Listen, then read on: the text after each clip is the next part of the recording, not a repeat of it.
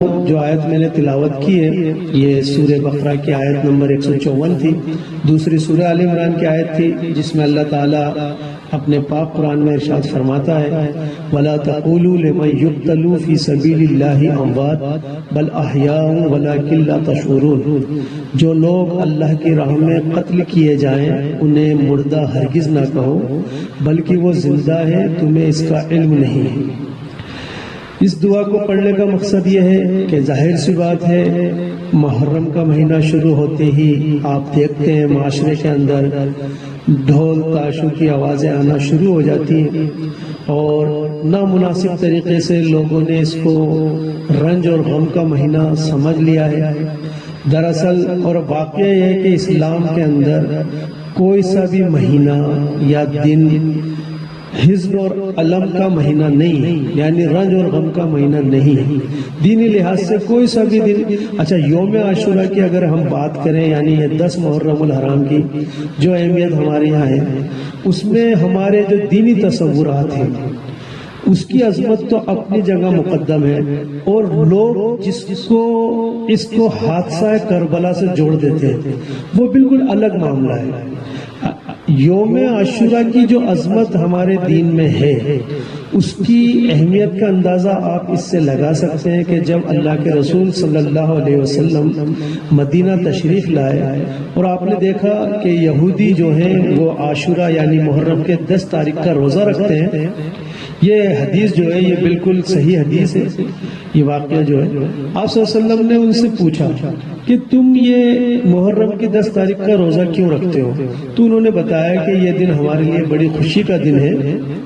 کیونکہ اس دن اللہ تعالیٰ نے حضرت موسیٰ علیہ السلام اور بنی اسرائیل کو آل فرعون کے ظلم سے نجات دی تھی. لہٰذا ہم اس دن کو بطور یادگار مناتے ہیں کہ اس دن فرعون کے لشکر کو اللہ تعالیٰ نے غرق کیا تھا. اس پر آپ صلی اللہ علیہ وسلم نے فرمایا کہ تمہاری نسبت حضرت موسیٰ علیہ السلام کے زیادہ حقدار ہم ہیں اور اپنے ساتھیوں سے کہا کہ ہم اس دن روزہ رکھیں گے بلکہ 2 روزے رکھیں گے. ایک دوسری حدیث کے مطابق آپ صلی اللہ علیہ وسلم فرماتے ہیں کہ جس شخص نے بھی 9 10 یا 10 11 کا روزہ رکھا امید ہے کہ اس کے آئندہ کے سال کے گناہ معاف ہو جائیں گے. تو اس دن کی اہمیت اپنی جگہ اسلام میں پہلے سے موجود ہے اور اس کو واقعہ کربلا سے جوڑ دینا یہ پہلی چیز تو یہ سمجھ لیں کہ شہادت ہمارے دین اسلام کے اندر کوئی رنج اور غم والی بات نہیں ہے بلکہ یہ تو ایک مرد مومن کے لیے فوز اور فلاح کا معاملہ ہے. اور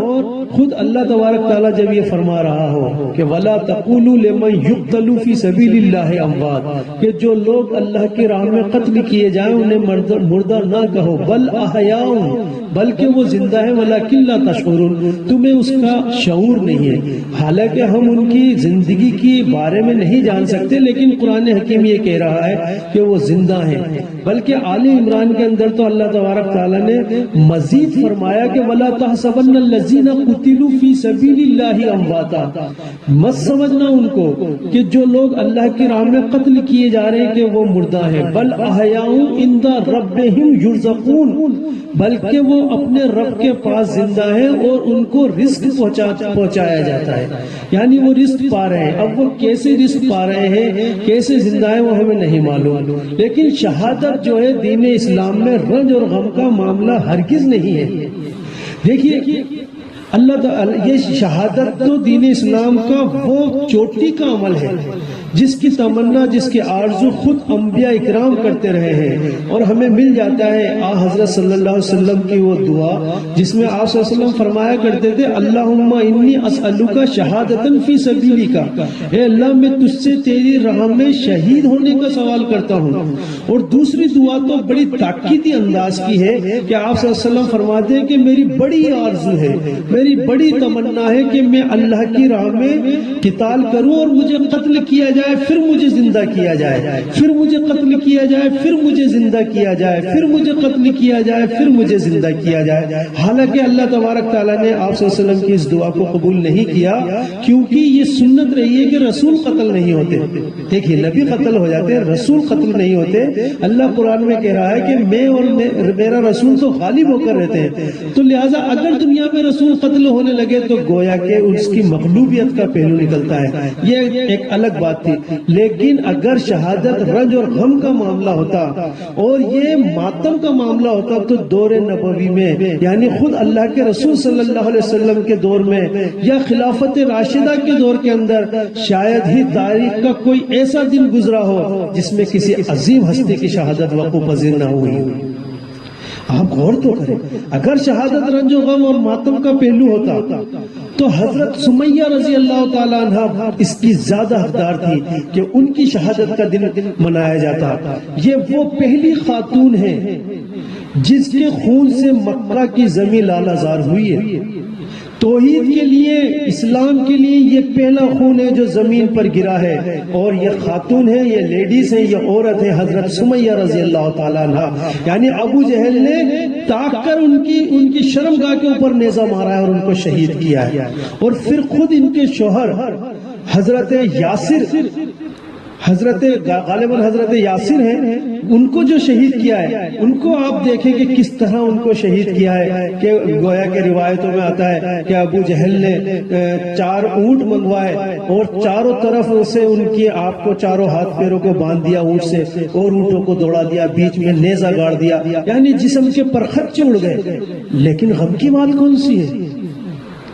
شہادت، شہید یہ بہت بڑا عمل ہے، اس میں غم کی کون سی بات ہے؟ لیکن یہ مظلومانہ شہادت ہے جو آپ کی ہوئی ہے۔ اگر شہادت رنج اور غم اور حزن کا معاملہ ہوتا اور یہ کوئی ماتم کا سوگ منانے کا معاملہ ہوتا تو یہ دونوں شوہر اور بیوی زیادہ حقدار تھے کہ ان کی شہادت کا دن منایا جاتا۔ اگر سوگ اور ماتم کا دن اگر ہم رشتہ داری کی بنیاد پر مناتے ہیں، ہم کہتے ہیں کہ رشتہ دار ہونا چاہیے، تو حضرت حمزہ رضی اللہ تعالیٰ عنہ کی شہادت کا دن کہیں زیادہ مستحق ہوتا کہ ان کی شہادت کا دن منایا جاتا۔ کہ آپ صلی اللہ علیہ وسلم سے آپ کے 4 رشتے ہیں، چنانچہ چچا بھتیجے بھی ہیں، خالہ زاد بھائی ہیں، دودھ شریک بھائی ہیں، اور ساتھ کے کھیلے ہوئے ہیں ہم جو لیے، اور پھر ناش مبارک کا وہ معاملہ ہے کہ ناک کان کاٹ لیے گئے ہیں، کلیجہ نکال کر اس کو چبانے کی کوشش کی گئی ہے۔ وہ اسد اللہ جس کا لقب ملا ہو، اللہ کا شیر، اسد رسول جس کو کہا گیا ہو، اور ناش مبارک کا حال یہ ہے کہ ناک کان کٹے ہوئے ہیں، کلیجہ نکال کر چبانے کی کوشش کی گئی ہے، جس کو دیکھ کر آپ صلی اللہ علیہ وسلم خود آپ صلی اللہ علیہ وسلم کے منہ سے بے اختیار نکل گیا کہ ہائے حمزہ کا تو یہاں کوئی رونے والا بھی نہیں۔ لیکن غم کی بات کون سی؟ شہادت اسلام میں غم کا مسئلہ ہے ہی نہیں۔ اور اگر آپ دیکھیں حضرت زید بن حارثہ، حضرت جعفر بن طیار رضی اللہ تعالیٰ عنہما، حضرت عبداللہ بن رواحہ، یہ تینوں صحابی ایک جنگ کے موقع پہ ساتھ شہید ہوئے ہیں، اسلام کے لیے ان کا خون۔ حضرت مصعب بن عمیر رضی اللہ تعالیٰ عنہ جنگ احد میں شہید ہو رہے ہیں۔ ایسے جان نثار کتنے ہی صحابہ اکرام موجود ہیں، پوری صحابہ اکرام رضوان اللہ علیہم اجمعین کی جماعت موجود ہے جو دور نبوی میں حضور صلی اللہ علیہ وسلم کے سامنے شہید ہوتے ہیں۔ لیکن کیا ماتم منایا آپ صلی اللہ علیہ وسلم نے ان کا؟ آپ جواب دیں، کیا ان کا سوگ منایا گیا؟ یعنی اسلام کی تاریخ کا کون سا دن آپ ایسا نکال کر لائیں گے جو کہ اسلام کے لیے شہادتوں اور قربانیوں سے خالی ہو؟ اور آپ دیکھیں کہ اسلامی تقویم کا جو پہلا دن ہے، یعنی ہجری سال کا پہلا دن، جس دن آپ مبارکباد کے میسج بھیجتے ہیں، حالانکہ کہیں سے ثابت نہیں ہے، وہ پہلا دن یہ ایک محرم الحرام، یہ ایک عظیم شہادت کا دن ہے، آپ کے علم ہونا چاہیے۔ اور یہ کون ہے؟ اسلام کے دوسرے خلیفہ راشد امیر المومنین حضرت عمر فاروق رضی اللہ تعالیٰ عنہ کی یوم شہادت ہے۔ 1 تاریخ کو آپ شہید کیے گئے۔ وہ عمر رضی اللہ تعالیٰ عنہ جن کی تعلق سے آپ صلی اللہ علیہ وسلم نے فرمایا کہ اگر میرے بعد کوئی نبی ہوتا تو عمر ہوتا، وہ شہید کیے جاتے ہیں۔ اگر رنج و غم کا اظہار کا مسئلہ ہوتا اور اگر سوگ کا دن منانے کا معاملہ ہوتا تو یہ 1 محرم کے دن کو منایا جائے۔ قاتلانہ حملہ آپ پر ذی الحجہ میں ہوا اور آپ کا انتقال جو ہے 1 ہجری کو ہوا ہے۔ لیکن پھر کہوں گا کہ اس میں آپ دیکھیں، آپ غور کریں، حضرت عثمان رضی اللہ تعالیٰ عنہ تیسرے خلیفہ راشد ہے، ذی النورین کا لقب آپ کو ملا ہے، جن کو 50 دن یعنی غالباً 40-50 دن کے محاصرے کے بعد آپ کو بڑی بہیمانہ طریقے سے شہید کیا گیا۔ مظلوم شہادت جو اگر ہوئی ہے تو وہ آپ کی ہوئی ہے، یعنی حضرت عثمان رضی اللہ تعالیٰ عنہ شہید مظلوم آپ ان کو کہہ سکتے ہیں کہ ان کی شہادت ہوئی۔ حضرت علی رضی اللہ تعالیٰ عنہ 21 رمضان کو اسد اللہ حضرت علی رضی اللہ تعالیٰ عنہ جو کہ آپ صلی اللہ علیہ وسلم کے چچیرے بھائی ہیں، آپ صلی اللہ علیہ وسلم کے داماد ہیں، چوتھے خلیفہ راشد ہیں، اور حضرات حسنین رضوان اللہ تعالیٰ علیہ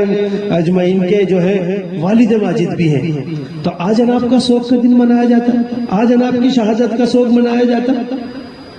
یعنی پوری امت ہی حضرت علی رضی اللہ تعالیٰ عنہ کی شہادت کا دن مناتی۔ تو سال کا کون سا ایسا دن ہوگا کہ جس میں اسلام کے لیے شہادت ہے؟ میں پھر کہوں گا کہ یہ اسلام کے اندر سوگ منانا، ماتم منانا، یعنی کہ آپ صلی اللہ علیہ وسلم نے فرمایا کہ جس گھر میں کسی کی وفات ہوئی ہو تو سوگ کی کیفیت کی زیادہ سے زیادہ 3 دن کی اجازت ہے۔ اور جو لوگ اللہ کی راہ میں قربانیاں پیش کر رہے ہیں، جو حق اور صداقت کے لیے قتل ہو رہے، بل احیاء عند ربهم یرزقون، یہ لوگ تو اللہ تعالیٰ کے زندہ ہیں اور رزق پاتے ہیں۔ اللہ تعالیٰ اپنے قرآن حکیم بلکہ حدیث میں آپ صلی اللہ علیہ وسلم فرماتے ہیں کہ جو لوگ شہید ہوتے ہیں اللہ تبارک تعالیٰ ان کی روحیں سبز پرندوں کے اندر ڈال دیتا ہے اور وہ لوگ جنت کی سیر کرتے رہتے ہیں۔ یعنی شہادت تو اسلام کا ایسا عمل ہے جس کی آرزو کی جاتی ہے، جس کی تمنا کی جاتی ہے، اور ہم یعنی پوری امت تو نہیں لیکن کچھ لوگ ایسے موجود ہیں جو کہ اس دن سینہ کو بھی کر رہے ہیں، اور اس دن کو پتہ نہیں یہ خوشی ہے کہ ماتم ہے۔ پہلی چیز تو یہ ہمیں طے کرنی پڑے گی، حالانکہ ہم جانتے ہیں کہ اس 10 یوم عاشورہ کو یعنی 10ویں تاریخ کو جو ہے آپ صلی اللہ علیہ وسلم کے نواسے حضرت حسین رضی اللہ تعالیٰ عنہ 10 محرم الحرام 61 ہجری کو نہایت افسوسناک حادثہ دشت کربلا میں پیش آیا تھا، جس میں سیدنا حضرت حسین رضی اللہ تعالیٰ عنہ اور آپ کے انصار اور ساتھی آپ کے جو بھی معاون تھے وہ سب جو ہے یزید کی فوج سے لڑتے ہوئے وہاں شہید ہوئے۔ یہ واقعہ اپنی جگہ پر ہے،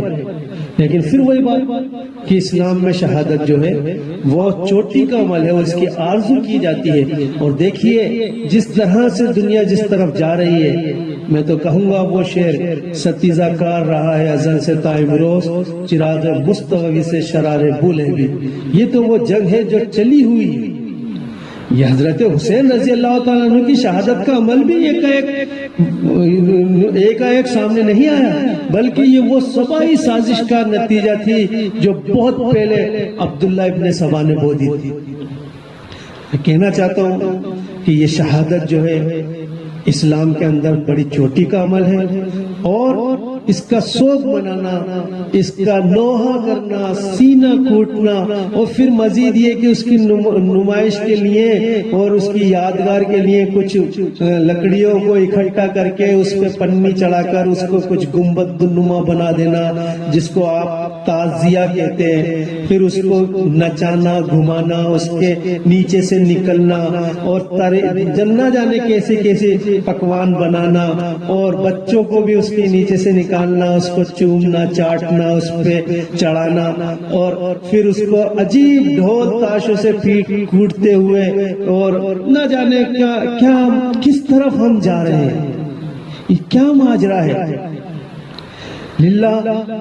توبہ کیجئے اور دین اسلام کو سمجھیے اور اس پر عمل کرنے کی کوشش کیجئے۔ اور شہادت کے لیے تو آپ صلی اللہ علیہ وسلم فرما رہے ہیں کہ اگر کسی شخص کے اندر مفہوم حدیث، اگر کسی شخص میں اللہ کی راہ میں جہاد کرنے کی خواہش نہ ہو، اللہ کی راہ میں قتل ہونے کی خواہش نہ ہو، اللہ کی راہ میں شہید ہونے کی آرزو نہ ہو، تو وہ ایک طریقے سے نفاق پر مارنا، غور کیجیے کتنی بڑی بات. ایک طرف تو انبیاء خود اللہ کے رسول صلی اللہ علیہ وسلم کہہ رہے ہیں کہ اللہم انی اسألک شہادۃ فی سبیلک، اور دوسری طرف امت سے کہا جا رہا ہے کہ اگر کسی میں ایسی آرزو بھی نہیں ہے تو وہ تو ایک طریقے سے نفاق پر مرا. اور اللہ تبارک تعالیٰ نے فرما دیا بل احیاء ولکن لا تشعرون، وہ تو زندہ ہے تمہیں اس کا شعور نہیں.